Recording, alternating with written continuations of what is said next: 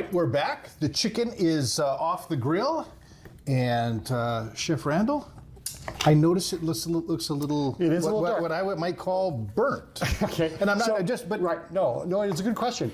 And so as long this has been on a charbroiler for 40 minutes, and even though the temperature was relatively low, and even though I was really moving it around, I got what we call a bark. So if you ever hear people talk about a brisket or some other kind of meat, and they talk about bark,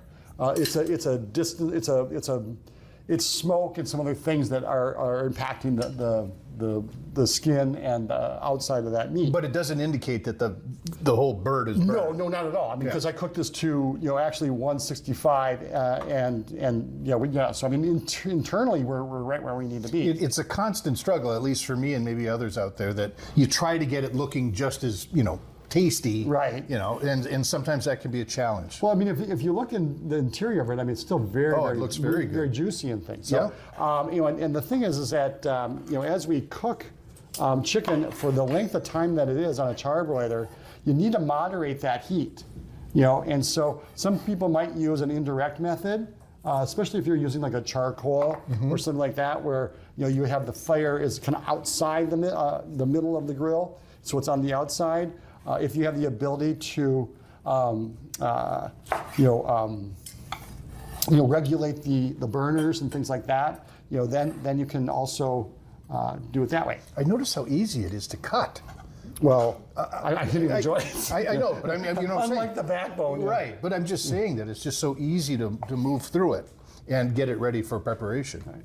So serving. Again, this is something where we're not heating up. So, but see how nice and juicy that is? It looks like. So I mean, it's we're not heating up the oven in the house.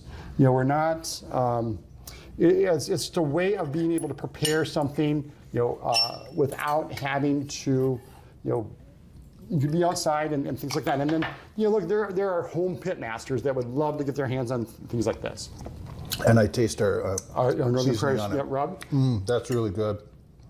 And it is moist. Yeah. Very moist. So even though on the outside it might have that appearance, on the interior it may not. It doesn't really indicate that. A success. Thank you. Thank you so much. Our recipe can be seen. If you haven't followed us, I invite you to do so by going to our website at valleynewslive.com.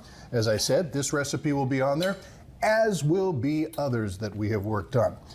Oh, and then another thing too is that if there's these big box stores that have those pterodactyls. Yeah. They're quite large. So this is a relatively young, smaller chicken.